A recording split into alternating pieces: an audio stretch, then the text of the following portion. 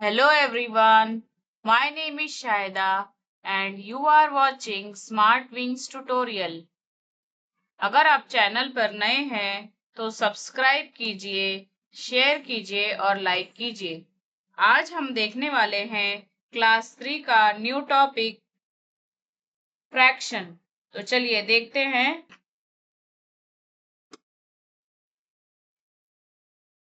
What is fraction?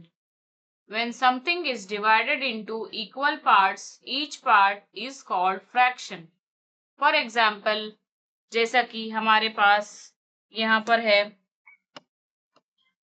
एक chocolate जिसको हमने इक्वल पोर्शन में क्या किया है, डिवाइड किया है। इसके कितने पीसेस हैं?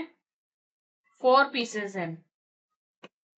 इसको हमने इस चॉकलेट को इक्वल पोर्शन में डिवाइड किया है। सपोज इक्वल पोर्शन में से हमने एक पार्ट ले लिया। कितने इक्वल पोर्शन है? 4 इक्वल पोर्शन है। इक्वल पोर्शन में से हमने 1 पार्ट क्या किया? निकाल दिया। तो इसे हम किस तरह लिखेंगे? इसे लिखेंगे हम 1/4 मीन्स 4 इक्वल पोर्शन है। 4 इक्वल पोर्शन में से हमने कितना पीस लिया है? 1 पीस लिया है। ओके,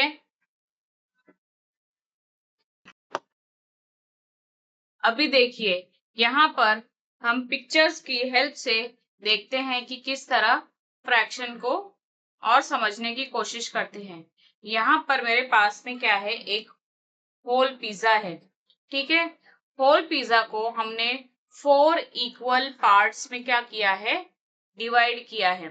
सपोज 4 इक्वल पार्ट्स में से अगर मैं 1 पीस क्या करती हूँ? ले लेती हूँ, तो मेरा 1 पीस जो 1 पार्ट है क्या बन जाएगा?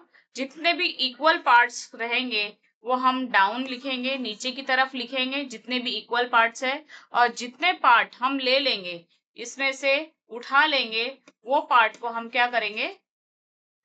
ऊपर लिखेंगे।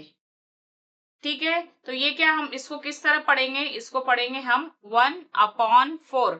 जो ऊपर वाला नंबर होता है उसको कहा जाता है न्यूमरेटर। जो नीचे वाला नंबर होता है उसको बोलते हैं डिनोमिनेटर।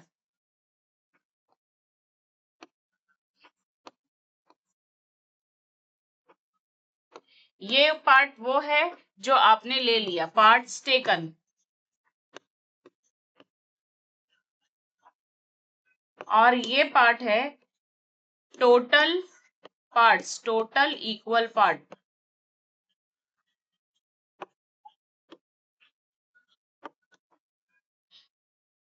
तो 1/4 यहाँ पर मैंने पिज्जा का क्या लिया है? स्लाइस लिया है। सपोज यहाँ पर मैं 2 स्लाइस लेती हूँ, 2 स्लाइस कंसिडर करती हूँ पिज्जा के। मेरे इक्वल पार्ट्स कितने हैं? 4 ही हैं अभी भी। और ऊपर क्या लिया मैंने? 2 पार्ट लिए हैं। तो 2 पार्ट्स टेकन कितने हो गए? 2 हो गया। ये मेरा न्यूमरेटर होगा और ये मेरा क्या होगा? नीचे वाला डिनोमिनेटर। और आपका फ्रैक्शन आप कैसे लिखोगे? 2/4। क्योंकि यहाँ पर 1 पीस बताया है, 1 ही पीस लिया है, इसलिए यहाँ पर क्या लिखा है?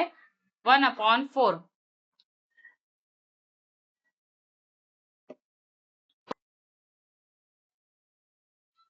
अभी देखिए यहाँ पर मैंने एक होल एप्पल लिया है।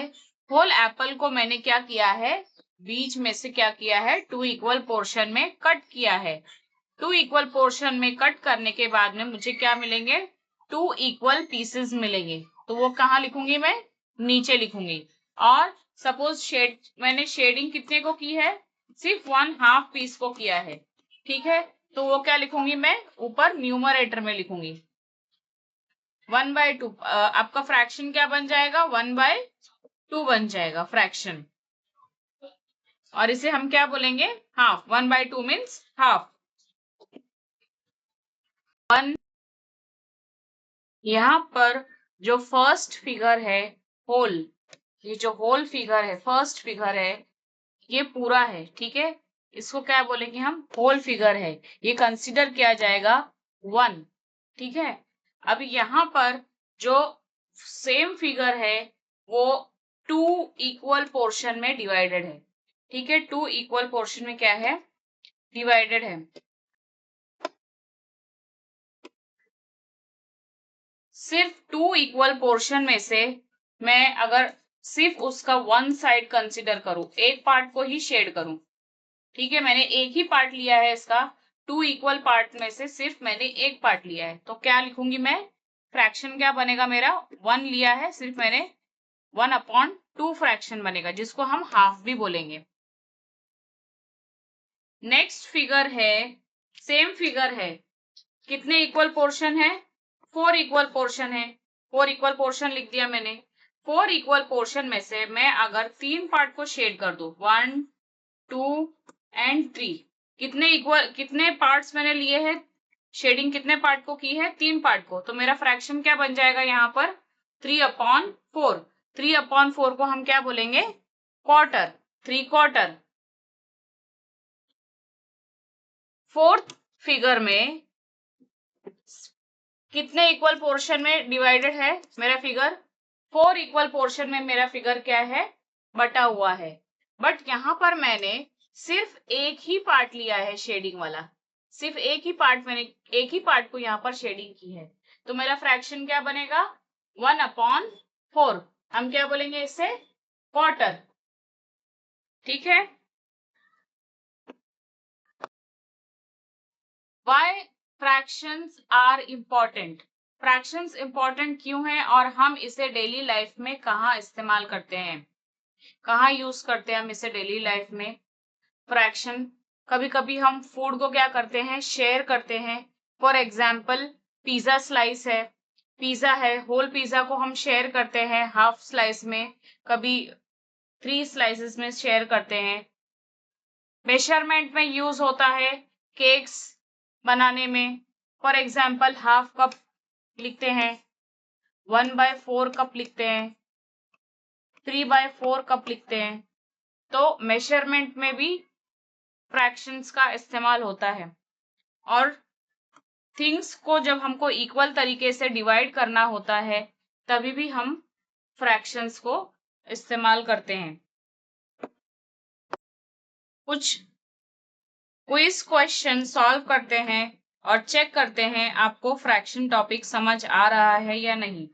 चलिए देखते हैं, कुछ क्विज क्वेश्चन सॉल्व करते हैं।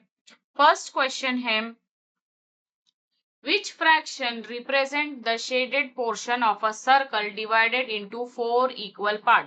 हमारे पास में क्या बताया, बोला गया है, हमारे पास में एक सर्कल है, उसको 4 इक्वल पार्ट्स में क्या किया गया है, डिवाइड किया गया है।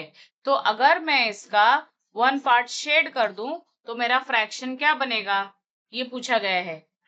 इक्वल पार्ट कितने हैं, 4, अपॉन साइन डालेंगे, शेडेड पोर्शन कितना है, 1, तो मेरा फ्रैक्शन क्या बन जाएगा, 1/4। तो इसका आंसर है 1/4।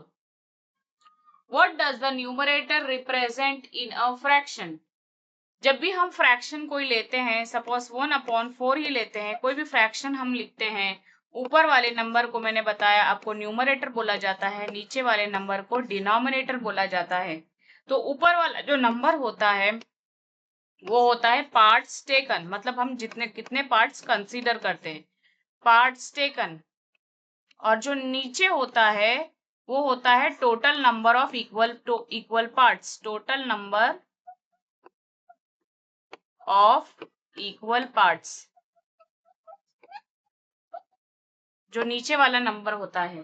तो यहाँ पर पूछा क्या गया है कि न्यूमरेटर क्या होता है। न्यूमरेटर वो होता है जो पार्ट कंसीडर किया जाता है, the number of parts being considered. Denominator क्या होता है, फ्रैक्शन में डिनोमिनेटर क्या होता है। सपोज मैंने एक फ्रैक्शन लिया 3/4, मेरा एक फिगर है, मैंने उसको 4 इक्वल पार्ट में डिवाइड किया है और उसके 3 पोर्शन मैंने क्या किए हैं, ले लिए हैं, इसलिए मैंने 3/4 लिखा है। तो जो 4 होता है नीचे का डिनोमिनेटर, वो क्या होता है, total number of equal part, B answer है इसका। If you have a pizza cut into 8 equal slices and you eat 3 of them. क्या कहा गया है? आपके पास में एक पिज्जा है, उसकी क्या है, 8 स्लाइसेस है, ठीक है, 1 2 3 4 5 6 7 एंड 8। तो आपके पास में क्या है, 8 स्लाइसेस है, टोटल इक्वल क्या है, 8 स्लाइसेस है। तो 8 क्या करेंगे, हम नीचे लिख देंगे। उसमें से आपने 3 खा लिया, ठीक है, 3 निकाल दिया। नंबर ऑफ स्लाइसेस कितने निकालने बोला है, 3 निकालने बोला है। तो मेरा फ्रैक्शन क्या बनेगा यहाँ पर, 3/8। तो आंसर क्या आएगा यहाँ पर, सी, 3/8।